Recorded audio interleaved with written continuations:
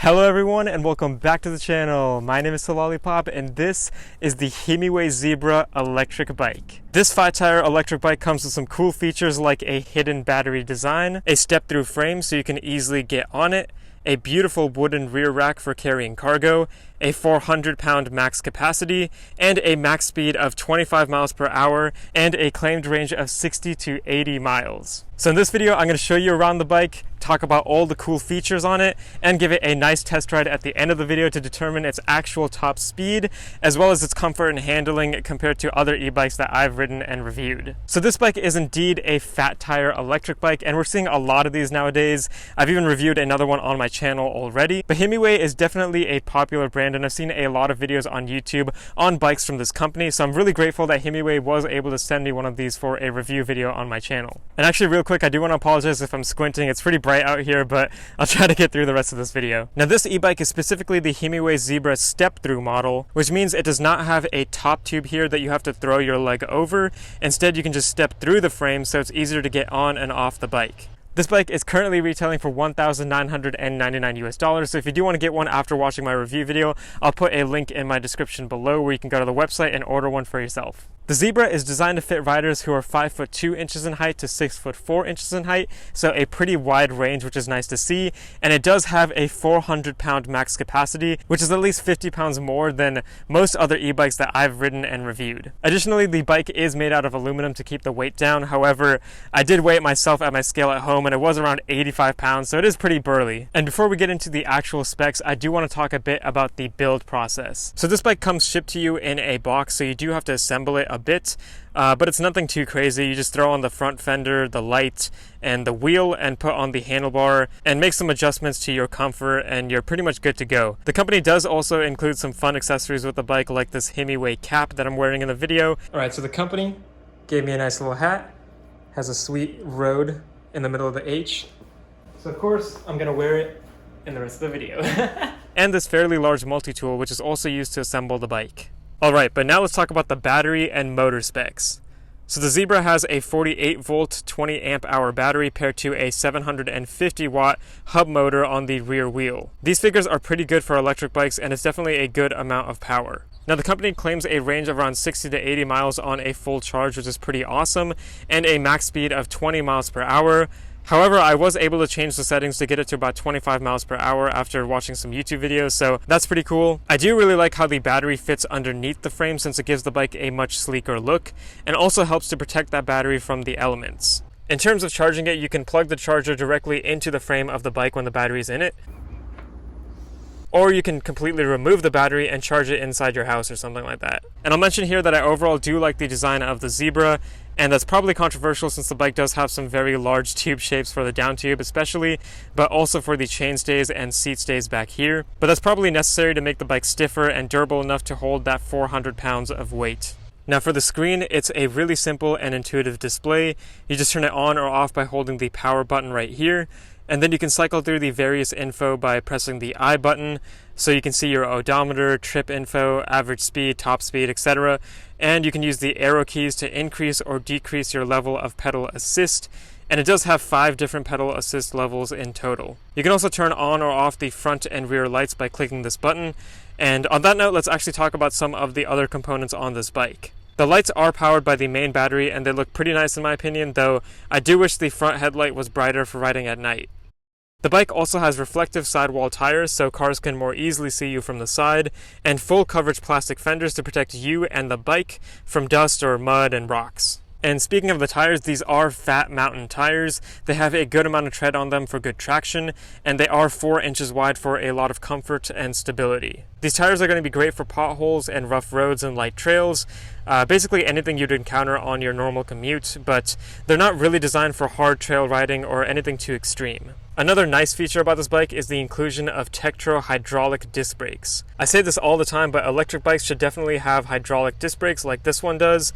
They are just much better at stopping the bike and work better than other brake types. These Tektro ones are not that high-end, but they'll be better than mechanical disc brakes for sure, and I found them to be sufficient for stopping this bike personally. For the drivetrain, this bike uses a 7-speed Shimano drivetrain, which is nothing special, but it does get the job done. I don't have any issues with this one, and it does have a nice large gear up front to gain some good speed on the bike. And lastly, the suspension fork is pretty generic and unbranded, but it does look nice and provides a little more comfort on the bike. But that's it for a quick component overview. Now let's actually take this thing out and talk about the good and bad while riding the bike. Alright, riding the Himiway Zebra. I'm basically gonna split this test ride into two parts, one on the road and then one on a light trail, so you can see both of that.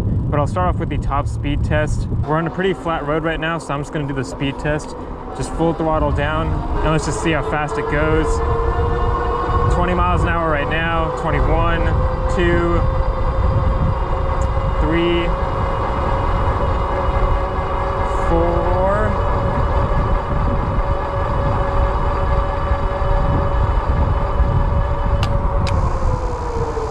I went to 24.5 miles an hour before basically not moving at all. And that's a pretty good top speed. Some e-bikes can go 28 miles an hour. This one was originally spec'd to come with only 20 miles per hour as a limit. But you can, change that in the settings if you try hard enough. And I think that's a great top speed. All right, but let's talk about the good and bad on this bike. So for some good things, I do think the bike is fairly comfortable. It has a good upright seating position. The grips are nice. The seat is fairly comfortable. After a while, it does start getting a little sore. It's not as plush as some other e-bikes around this price range, but that's just the seat. It's nothing too crazy there. I really do love the brakes. They stop you very, very quickly, and I love how they're hydraulic disc brakes, like I mentioned before. That's basically necessary in my mind, at least for an e-bike, because it stops you quick. It's pretty good. Even for the step-thru brand ones, like, you're not going with Shimano's here, but these are still really good hydraulic disc brakes, and step-thru is a name brand and all that. The frame is definitely very durable. You can feel just like as you hit stuff and things like that. The suspension fork isn't that amazing, but it's for what it is and for how fat these tires are, you don't really need a high-end suspension fork to absorb all those bumps because these tires are so wide. And the bike, of course, is also very easy to get on and off of, as I showcased previously. So I really like that. These handlebars have a good width. They're not too wide where you're like straining your shoulders, but they are wide enough that you can get some good control over this heavy bike. All right, let's go on a bit of a trail here so I can display how it does on a trail. Now this bike is not really meant for hard trails or anything like that, or mountain biking, but it does have fat tires, so it's able to go across trails like this where it's just kind of like gravel, some bumps in the way. It can handle that just fine. Start using some pedal assist actually. Woo.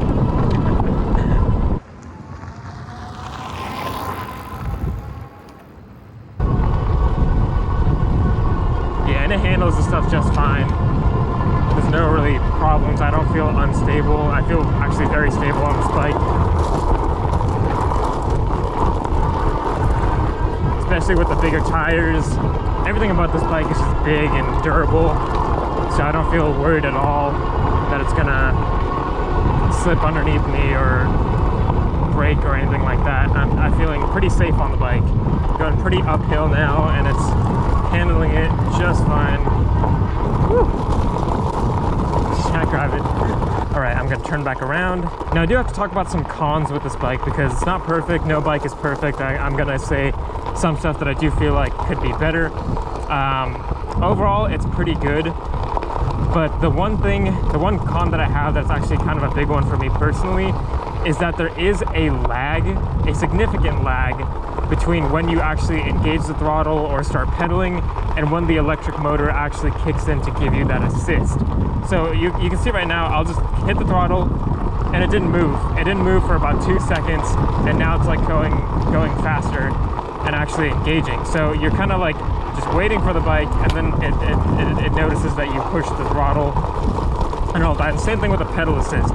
And the reason why this occurs is because the bike only has a cadence sensor to determine whether or not you are actually moving or not. So it needs a full rotation of the wheel to understand that the bike is actually moving. And that's different from some other e-bikes I've ridden around this price range that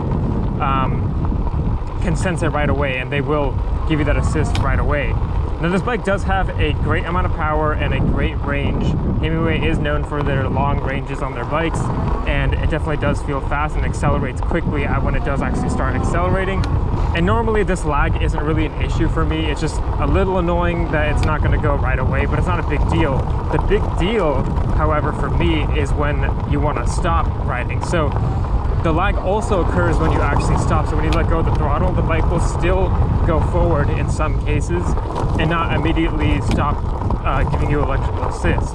And that is kind of an uncomfortable and a weary feeling, because what I'm used to personally is like, you know, I engage the throttle, I should go. When I let go of the throttle, the bike should stop giving me electric assist. It doesn't happen all the time. It does happen sometimes. But when it does happen, it feels a little sketchy. And I mean, obviously you do have the brakes so you can stop yourself quick enough for sure. But I do wish that sensor was just a little bit better to give you a more approachable feel to this e-bike. And you can definitely get used to that lag and kind of anticipate when it'll happen. But that's pretty much the main con I have with this bike. The only other con I can think of is just the price. It's almost $2,000, and that's a lot of money for one of these fat tire e-bikes, especially considering that there are other brands that can offer you a similar bike for a lower price. Even Himiway has, you know, their cruiser bike that does pretty much everything this one does for $500 less or so. But the people who are going to be buying this bike are definitely people who really want that hidden battery design, the more sleek integrated look of the bike. I definitely think this one looks a lot better than the cruiser one that they have. And in fact, I think this is one of the best looking Himiway bikes out there. And that's another reason why I wanted to try it. I just think it looks really attractive compared to other fat tire e-bikes on the market. And then also, if you want that 400-pound weight capacity, I don't think a lot of other e-bikes in the world offer that high of a weight capacity. So that's pretty cool. Himiway does make some good products for sure, and I overall do like this one, and I would consider getting one if I did want a fat tire e-bike. But that is it for my video on the Himiway Zebra electric bike, everyone. I hope you enjoyed this video, and if you did, please consider liking the video and subscribing to my channel. But with that, I hope all of you have a great morning today, and remember to keep biking.